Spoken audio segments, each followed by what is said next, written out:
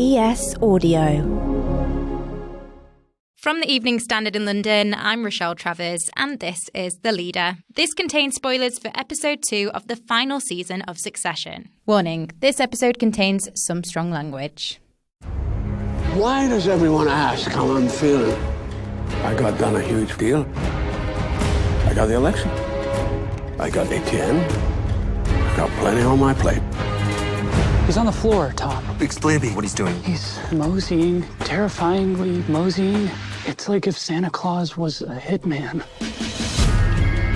We were cut out behind our backs. But there's a shape for things for us. We partner up with Sandy and Stewie, with Pierce. Death wrestling ogres. Excited to get into this knife fight? Let's blow it up. I'm not authorized to let you take off. It's that. You know, in Buddhism, sometimes your greatest tormentor can also be your most perceptive teacher. Hey, Buddha, nice Tom Fords. Yes, the Succession episode, Rehearsal, gave us a lot. Big developments, sad meltdowns, and some of the best quotes of the entire series. Every Tuesday from now until the final of Succession, we'll be reviewing each episode after it drops on the Leader podcast. Be sure to listen to hear analysis, insight, and general fandom around one of the most talked about TV series ever. Joining me now to discuss all things Succession are... My name's Elizabeth Gregory and I'm a culture writer. I'm Martin Robinson, I'm acting features director. And I'm Hamish MacBain and I'm the deputy editor of ES magazine. Liz, can you give us a bit of a summary of the episode then? Episode 2 kind of revolves around the GoJo deal. So this is kind of at the centre of everything. Shiv is trying to find a divorce lawyer, but gets blocked by her father, which makes her mad and makes her want to push back on the GoJo deal, just to piss him off, basically. Then Stewie and Sandy also want more money from the GoJo deal. Lucas calls Kendall and tells him that they shouldn't push back on the GoJo deal. And then it kind of all culminates in this karaoke room when Logan comes to see his kids and tells them not to push back on the GoJo deal. There's obviously other things going on at the same time. Logan's spending more time at ATN and he gives this rousing speech. And at the very, very end of the show, Roman is with his dad and there's this kind of amazing moment where it looks like he's actually going to betray his siblings and side with his dad. Yeah, so a lot happened. Martin, what did you think of this episode? I was fascinated by this one. It was a kind of a bit of a slow burning one, which culminated in Logan actually seeing his children again for the first time in ages. That's right. Yes, it's been a while, hasn't it? It was, full of one-liners, really entertaining, lots of things happening. There's always, as we sort of mentioned last time, it's a bit of a risk of Succession. You've seen the same things happening over again, just the same deals being talked about. But actually, there was quite a lot of new stuff in here, including perhaps my favourite aspect was Connor and the way that we saw him have a moment of clarity and deep sadness and tragedy, which it's probably been the most emotional and poignant moment of the entire series, maybe? Yeah, it is a rare sort of moment of emotion. Hamish, what did you think? Well, yeah, I mean, I think in terms of the really interesting thing is when you get Logan playing these mind games with the kids or the sibs, because in a way it's always Shiv, Kendall and Roman. And you get a real sense of in a way, you get a sense of their backstory and the way they've grown up because they always react in the same way. So when Logan starts, messing with them, Roman tends to run back to him and want his hair stroked. Shiv just panics and starts just shouting like in a really panicked way. And Kendall thinks, I'm going to kill him. And it's really interesting to see the way the three of them all react in these very different ways. You get a sense of their relationships that they've individually had with him rather than as a collective. And yeah, the Connor thing is it's just brilliant. It's the sign of really, really good writing that you can take someone who ostensibly is a terrible person, like almost unspeakably privileged and entitled, and is pretty much cornering a sex worker into marrying him. And yet the writing is so good that they make you feel sorry for him, which I genuinely think that by the end of the episode where he got into bed with Willa and she was still there, you were kind of like, yeah, you were almost rooting for him to have a little crumb of happiness. What did we all think about the GoJo deal? Because obviously this has been going on since season 3. This has sort of seemed to be the direction that Waystar Royco was going. Did we expect this?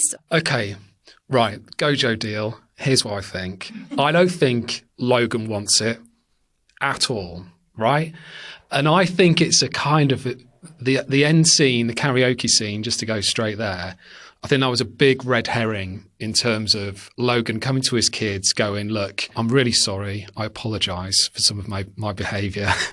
I think we should just find some peace together. We'll do this deal. I'll walk away and look after ATN. You guys can go off with Pierce and have your fun there, and then we can move on as a family. Like, that is, at first I was watching it thinking, wow, this is really going somewhere new in Succession. This is like, it's supposed to be like no learning, no hugging kind of thing. But actually, this is a new area. But actually then I realised that's bollocks. And actually Logan is not interested in that. That whole scene, what he's interested in is Roman.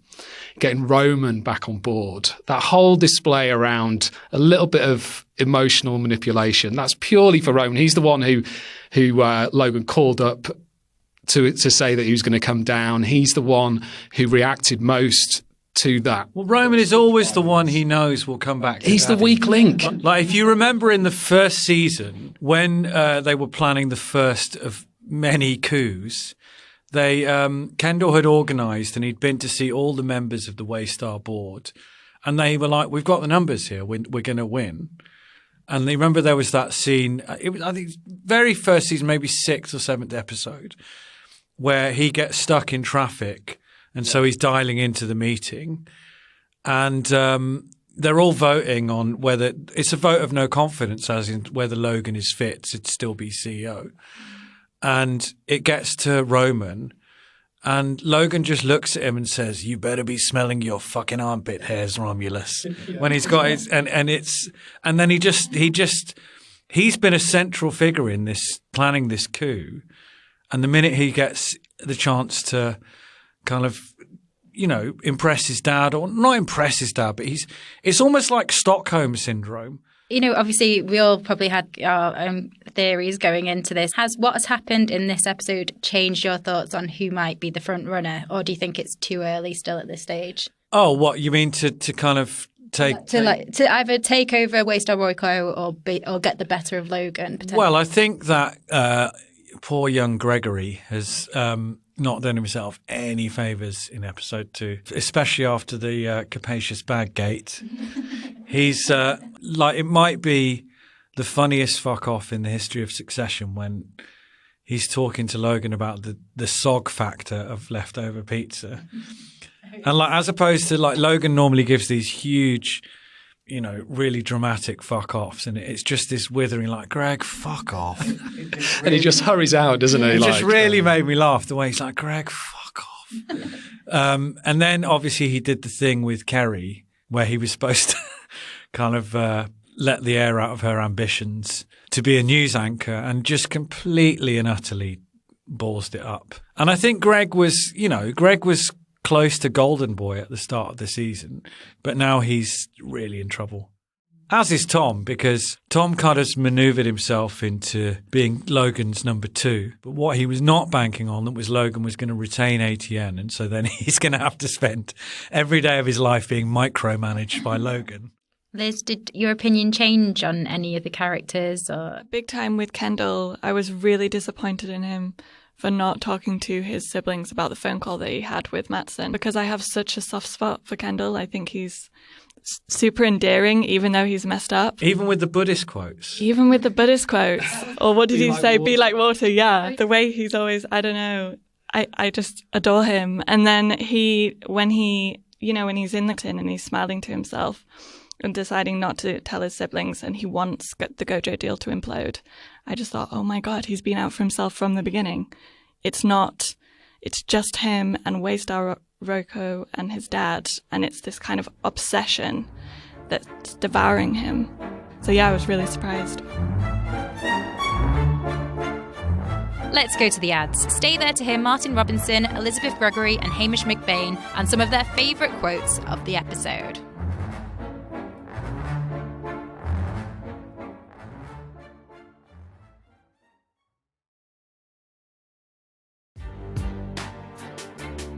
Does anyone have a standout quote that was their favourite of this one? Oh, my favourite by a long way, the one that I actually fell about laughing to was sort of wandering around the newsroom, and Greg says to Tom, "It's like Jaws. If everybody in Jaws worked for Jaws." Yeah, that was my favourite as well. Definitely a contender. Anyone else got any contenders for best quote of the week? Just the one immediately preceding that as well. It's like if Santa Claus was a hitman. I mean, the Jaws one beats it, but that was pretty good. Greg still gets all the best lines, doesn't he? Yeah. And I liked it when Tom was speaking to Greg and he said, "This is like Israel-Palestine, but much more important." Yeah. Which is, what was it? Have you got the full quote? Yeah, it was like Israel and Palestine, Greg, but harder and much more important. Yeah. Do you think the karaoke scene with Connor was probably the standout moment of this episode then, or? I think it was, yeah. And he talked about, when no one loves you in a family. And it was heartbreaking and completely true. That was the worst thing. That actually, in that entire conversation, Logan is not really interested in what he has to say. And even at the end where Logan has got Roman on his side, Roman's like, "But it's Connor's wedding tomorrow." And he's like, "Well, no, you need to come with me." So it's like, not only does Roman not care, I mean, his dad doesn't give a shit about his wedding. There was also a little bit of a reveal about Connor's story where it was a kind of blink and you miss it moment, but they talked about when he was, going through the litany of Logan's nasty things that he's done. There was a line about, he put Connor's mum into like some kind of asylum or whatever. So that's the first time you've kind of heard about how Connor fits into the picture of Logan's family. So clearly it was an earlier relationship when he was probably very young. But the idea that he had Connor's mother committed or something along those lines is just really, you can see why he just doesn't have that kind of same connection with the other guys. I liked Tom and Greg together just because everything they do together is perfect. And their back and forth as Tom was trying to get Greg to persuade Kerry to kind of step back. It was pretty amazing. So that was my favourite. Well, I reread that interview with Jesse Armstrong where he talks about why he's ending the show. And there's a little bit that I didn't really notice before. He did say he would potentially be interested in kind of expanding the Succession universe.